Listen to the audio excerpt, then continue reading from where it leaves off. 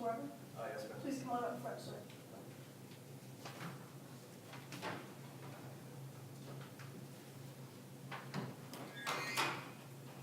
You'll have 15 minutes to present your case. Okay. We are being visually and audibly recorded to be recorded to be posted online, so please try to make by the podium as much as possible. Okay.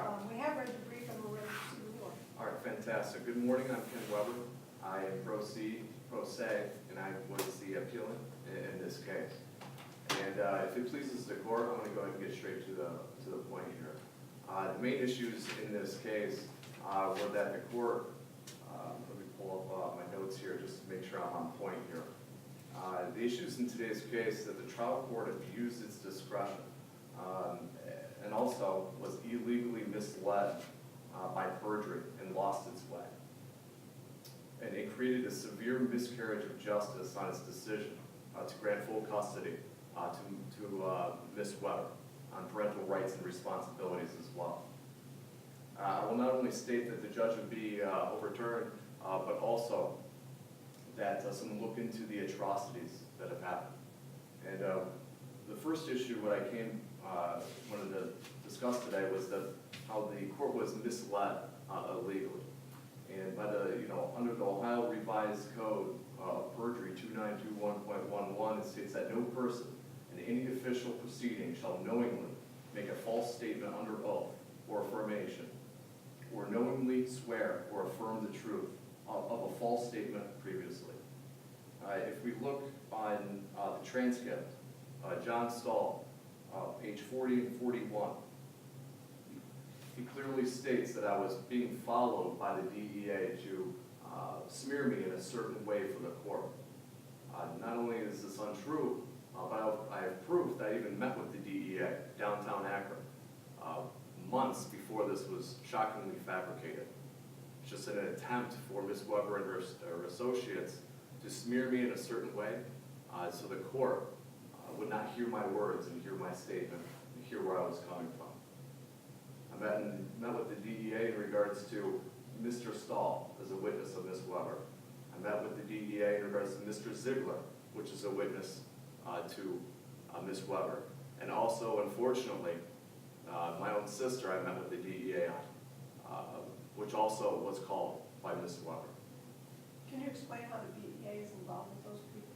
Yeah, you know what? The best way for me to explain it was somebody was making a lot of money off of what was going on in my home. Opiates, drugs, whatever it may be. And I was trying to get to the bottom of it, I guess you'd say, and figure out why this was happening and why my family has been ripped apart. So I went to the DEA with the videos, and a fear kind of came over me. So I just said, you gotta look into this. Just look into this. Run these people, through your system, see if anything comes up. Also, there was her ex-boyfriend had 2 federal charges for opiates, and I know that she's, these types of things were going on in my home and around my child, Madeline Nicole Weber. So these people were coming in and out of your house? The video, I only shared one video of the evidence. And there was a time when I came home on business, and this is the best way for me to explain it, Your Honor, was when I came home, I walked in, I saw 2 people, one with a knife, one with a little gun. I ran out the house. I called the police, went to the police station. Police officer came to my home. We walked through it on video because I still had the camera up. And then after we left, the only video that I submitted for evidence was activity going on in my home mere minutes after we left the house. So do I know who was profiting? Do I know who these people were in my home? No, not 100%. But I wanted them to look into it and see what they find. Okay, just because your daughter's a child, can you please use her initials or just say my daughter instead of using her actual name? Yes, ma'am. Just because of her being recorded to be online, so Okay. for her safety. Oh, okay. You got it. Thank you. Yes, ma'am. The second perjury was another witness. It was actually my own witness, Suzanne. Am I allowed to say the witness's name? It's an adult. It's in, okay. As long as it's not, as long as it's not a child. Okay, I just want to make sure. Suzanne Ziegler, which was the wife of one of her witnesses. And I clearly played a video, or an audio, excuse me. And it's very difficult to hear. I asked her word for word, exactly what was said.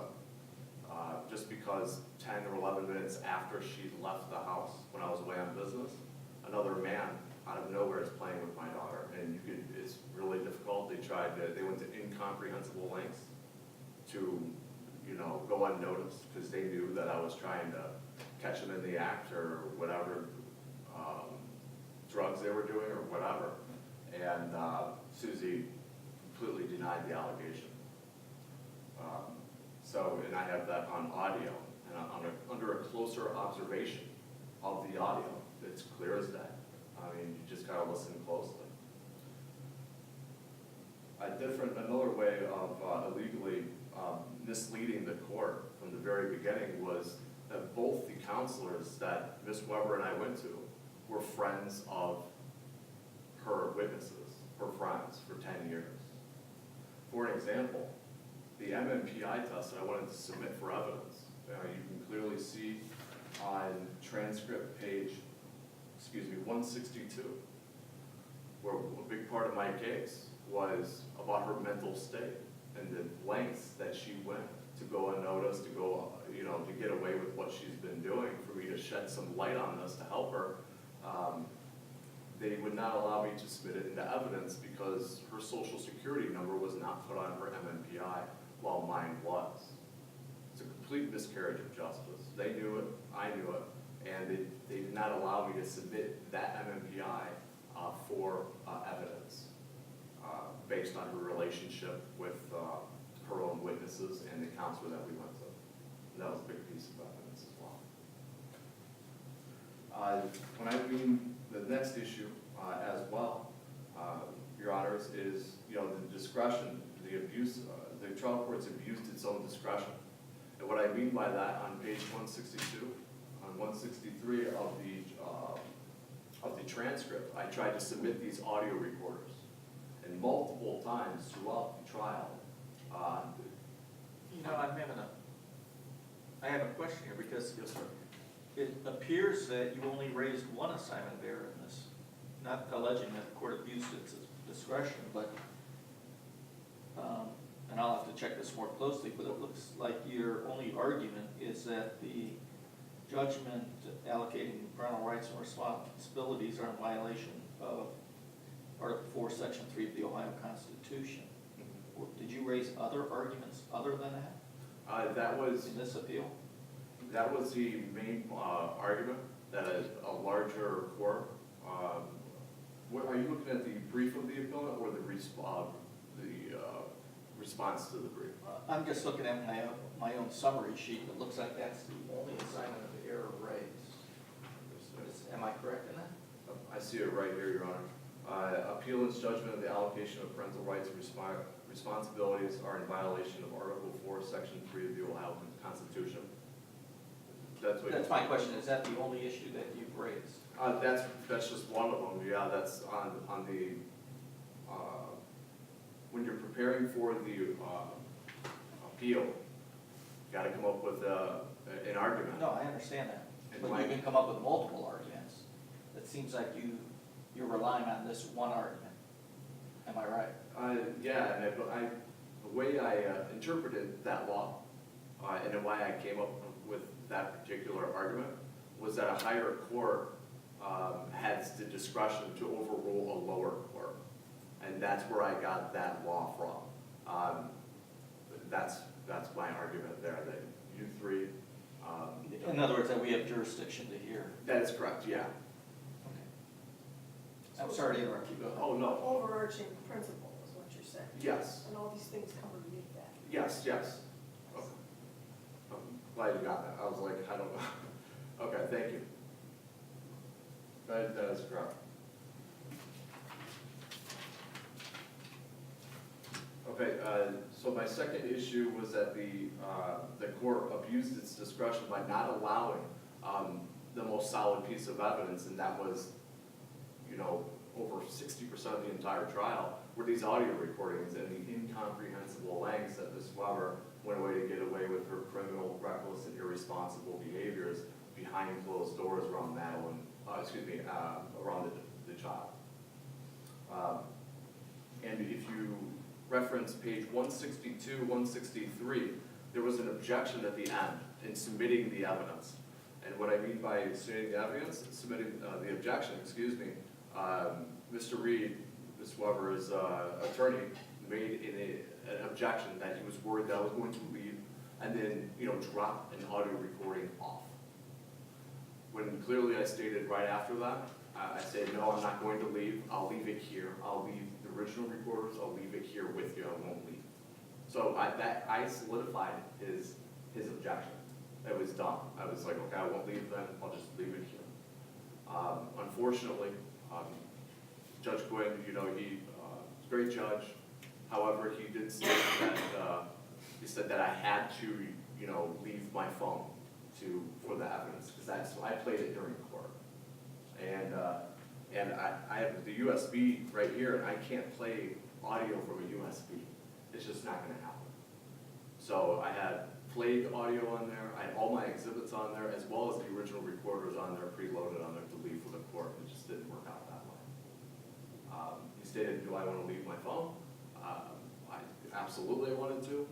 However, starting a new job with $20 in my bank account with no phone, I wasn't sure if that would work out well for me. Yeah, it was interesting. I lost my job in the middle of this, so it was pretty rough. And otherwise, I brought the phone. You could have it now. So you can have it. So, But at the trial court level, you did not submit it. I said I would submit. I would handle his objection on, his worry, his concern was clearly that I was going to be dropping something off, leaving and then dropping something off. And I guess my concern is we're limited to what's in the record. It doesn't sound like those recordings are going to be in the record. Yeah, what I'm saying is the abuse of discretion, they should be in the record. It should have been added, but I handled the objection. I said, that's fine, I won't leave. I'm not going to drop it off. I'll leave it here. And then the court decided, no, I had to leave my phone. And I was stuck. Because the phone was the device that I used to play the audio. I understand. Was that also the device that recorded the audio? No, I had the original recorders that originally recorded it, and then also because they're like 18 hours long. So I broke it off to exactly when Ms. Weber and her associates were in my home around my daughter with this activity. So I had it broken down for the court.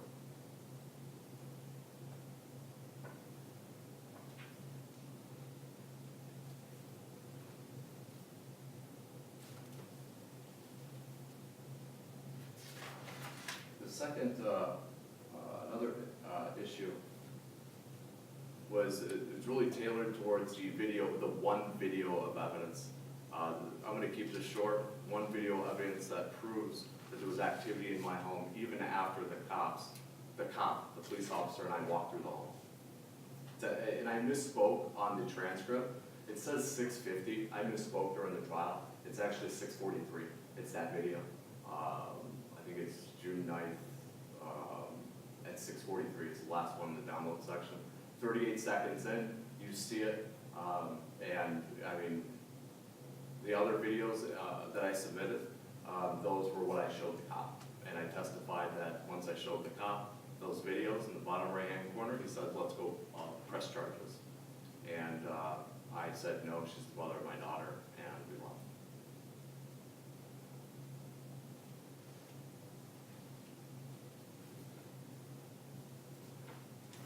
You have just about a minute left total.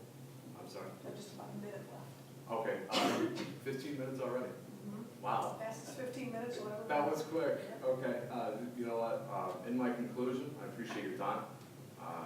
But I, with all sincerity and all my heart, pray that somebody can look into this for my little girl. Thanks. Thank you, Mr. Weber. We will review the transcript from the file, and we will issue a written decision, which will be on both sides, as well as posted to our website, United Supreme Court. Thank you. Thank you. We'll adjourn until Tuesday, December 4th, in Summit